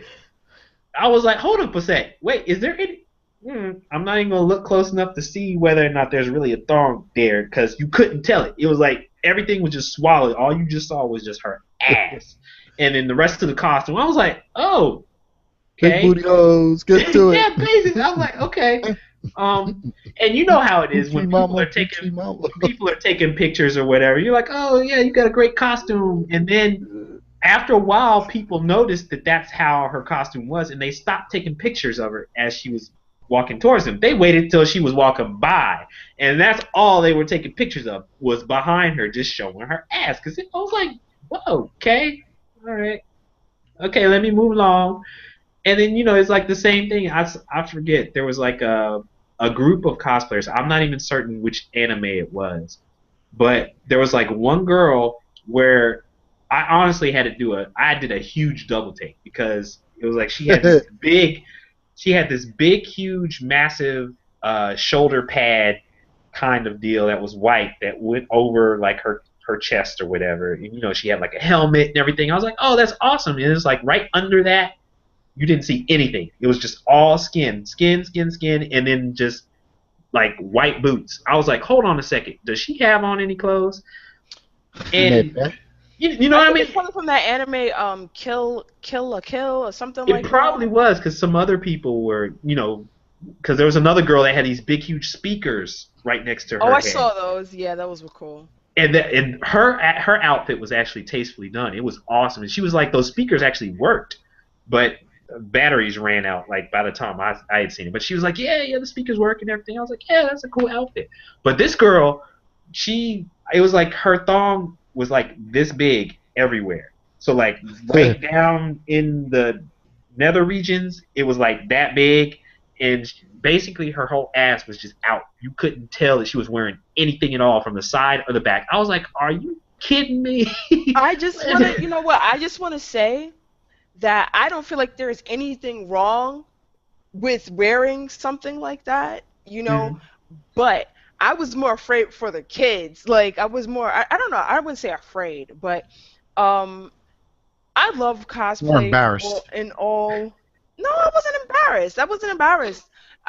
I know certain people are sensitive for that. I think if I had kids, I probably wouldn't want them around that. I'm not sure. Maybe when I become an actual parent, it will probably it will probably be a little bit different because you say you're gonna act like a certain way before you have kids, and then you have Mhm. kids, and it's a different story. But I thought, I I think that I don't want anybody to think that I'm shaming somebody for wearing a costume that they so lovingly Worked hard made. for. Yeah. Yeah, and and and they feel confident enough. Okay, this is my body. Oh, I she, think all I the give it to her. cosplayers they She have. had Yeah, the figure for it. I'm yeah. definitely not saying she didn't have the figure. She was fit It's in shape. Do you know your if thing, somebody girl. even if somebody was overweight and they wanted to do that, that's their business. Which there were some tastefully done, slightly less clothed big girls out there, and they were still doing their thing. I was like, oh, do their thing. As they Mhm. should. Yep. So, my thing is, like I said, I think I was like, oh, I don't know, what about the children? I don't know if it came from a place of me just being more conservative when it comes to that. But other than Uh-huh. that, I was just like, hey, do your thing. Hmm. I really didn't care. But some cosplays were like pretty much naked, and Some you girls I know, was worried about yeah, because you know how Yaya Han she got groped or whatever, and she was threw that big message or post yeah. on her site and everything about getting groped. I was actually worried for those girls because I was like, dude, nobody's gonna read these little cosplay is not consent signs. Nobody cares about that. They gonna do what they gonna do. It's funny you If they say were that. doing it before, if they were gonna do it before, they're not gonna not do it because that sign's there. You know what I Yeah, mean? I saw that. I think what NY what It's awareness, but whatever. Reed Pop was trying to do was like kind of like address it because before there were like so many complaints about it. Um, Yeah, Going back to the it'll happen. cosplay, I would never tell somebody, "Oh, you shouldn't wear that cosplay because somebody might grope you." I'm not going to tell that because you know what? People shouldn't be groping other people. But Exactly. it happens. So Right. I You have think, to be aware that in yeah, a convention like that, that no, kind of thing is more it than likely happens even though is it a shouldn't high happen. probability. And I think what happened was Repop wanted to address it even because it was something that has been bothering cosplayers for quite a lot, especially female cosplayers for a really, really long time. How people will catch an attitude. Yeah, Um, because dudes it was dudes want y'all to yeah, group them. It was like dudes are like, yeah. please grope me, please, please. Um, That's me. well, come on, but there are some people just in general that don't have a sense of space and Right. a sense of respect Yes. for people, whether they're male or female. Yep. And but mostly there were a lot of um, females that had to deal with entitlement and some people they have to get where they have to go and they would Hmm. catch an attitude or they would grope them or they would grab their butts they would grab their breasts so after all those complaints finally Repop addressed it they made some extra harassment rules and I think they put something inside the app that you can report what Yeah. Yes, they happened did. and stuff like I that thought that was cool. Yep. That was but cool. I feel like they are taking small steps. Will a cosplay is not consent sign stop somebody from doing something if they want to? Absolutely not. But the fact that it's been addressed and they said we Is a have step in the rules right here, direction. yeah, Yeah. we have rules here, and you need to follow them or else you're going to get kicked. Nobody Hmm. can say, oh, well, I didn't know that you couldn't do something like that. So I I think mean, that's I what they were kind always of like going for. Yeah, I mean, I always approach anybody that's in cosplay the same way anyway. But even before they had all that, like the first year I went, I always ask people because I saw how difficult it was for them to get place to place. So, when I wanted to take a picture, I was like, do you mind if I take a picture now? Or do you have to go? That kind of thing. Because you know how it is. A lot of times people won't let them go. And they'll be like, oh, I got to get a picture. I got a picture. And they're like, no, I got to go. They're like, oh, just let me get and they'll harass that person until they actually stop. Oh, can you do this pose? Oh, can you run across and punch me in the face and go do this, and can you say the tagline from so and so and so, and they'll ask them three or four. Yeah, they'll sit there and ask them to do 3 or 4 different things and act out half the movie just because they're their favorite character from the movie. I'm serious. There were 2 or 3 guys that I was like, dude, just take your picture and go. Oh, girl's trying to go and meet her friends, and you're over here telling her about how much you love Austin Powers, and she's the first person to dress up as a fembot. And she's sitting here like, oh, okay, are you going to take a picture or what? You know what I mean? That's what's out in the streets. Yeah. I'm like, wow, okay, this is not the real actress from Austin Powers. You realize that, right? Mm-hmm. She's just in costume. She's, probably in college. She just wants to go and meet her friends right now. Let the girl go. She don't want to hear your life story about Austin Powers. But yeah, I would honestly, what I think would be an interesting book that someone should write, some editor should go and compile a lot of the cosplay stories from conventions that a lot of women or whatever have had, some of the stuff that guys have said to them or whatever, and put it in a book. Dude, I'd buy that book in a second. Or you could actually do that. You could actually put that idea into motion and do that yourself. I could, but I for a part of me, I'm almost certain somebody's already done it. That's only why I said that. But you're right, though. You're right. I probably should try to do that. So, it's an interesting little project. Nice thinking. You just gave somebody the idea. Now, if they become a millionaire out that idea, you're gonna kick yourself in the ass. Well, I mean, I'm just generous like that. I'm not in it for the money. Not in it for the bunny. Oh, but anyway, ladies and gentlemen, I think that's plenty of meat for y'all. Like I said before, you got to go and check out all the posts that we have about Comic-Con on ZGamer Online and on HeatMag.com. We've got stuff up there now, but as we talk to various people, we're definitely going to have more articles in the coming week, or maybe even weeks, depending on how well the networking went. You'll definitely see more pictures and all kinds of stuff and more events that happen at Comic-Con, because there was plenty to talk about. There was a lot to see. There were plenty of panels that myself and Makita weren't able to attend, that I'm sure other people were able to attend. And that's kind of where I'm hoping the networking will work out. We'll be able to get milk some more information out of the whole ordeal for you guys. Keep you guys in the know. Made some good contacts with some comic books. Hopefully, I'll actually get to the point where I'll read them, and we'll get some more comic book reviews and coverage and everything on our different sites and everything. And so, Makita, let the people know what else you got in store coming up on ZGamer Online, maybe on your Twitch channel, what you got that you're about to play or get down on, girl. I don't have anything for ZGO currently. I'm working on building up some content other than the news.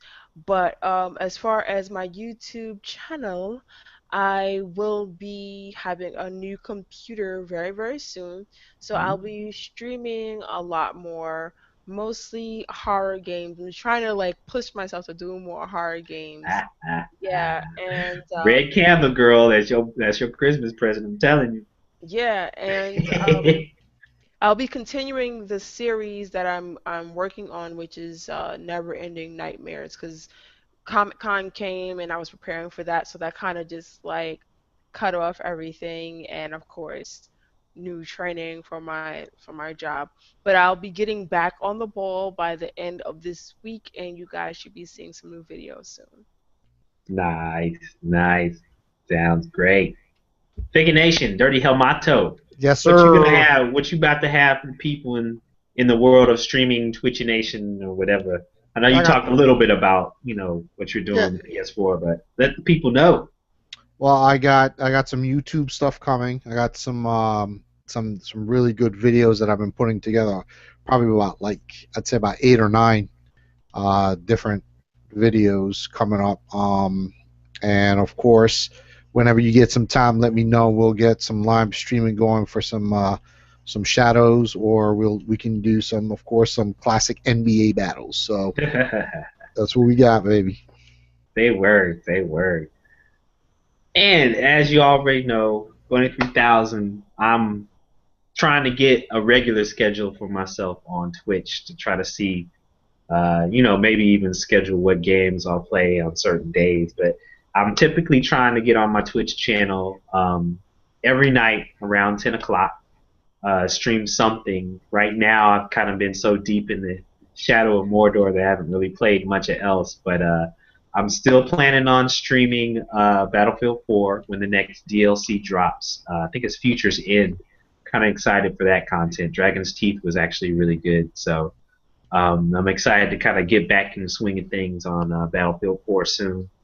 Definitely jumping into that 2K15. I'll probably be streaming that, if not tonight, definitely tomorrow around 10. And I'm probably going to try to save Alien Isolation for this weekend. So definitely be on the lookout for that. My first playthrough on Alien Isolation. I'll, make sure all the lights are off, everybody's in the bed, put my headphones on, and I'll scream like a little schoolgirl for y'all. Ah!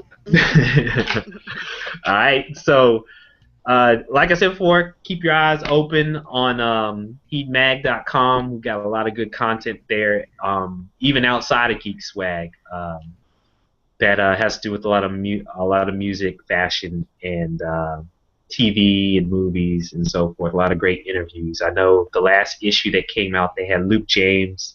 There was a good interview that Luke James did with the Heat Magazine staff, and some other stuff going on there in Heat Magazine as well. So definitely go there, check out that, as well as all the old episodes of Geekswagg. There's a reason why we are as good as we are, and that's why all those episodes in the past are there for you guys to consume.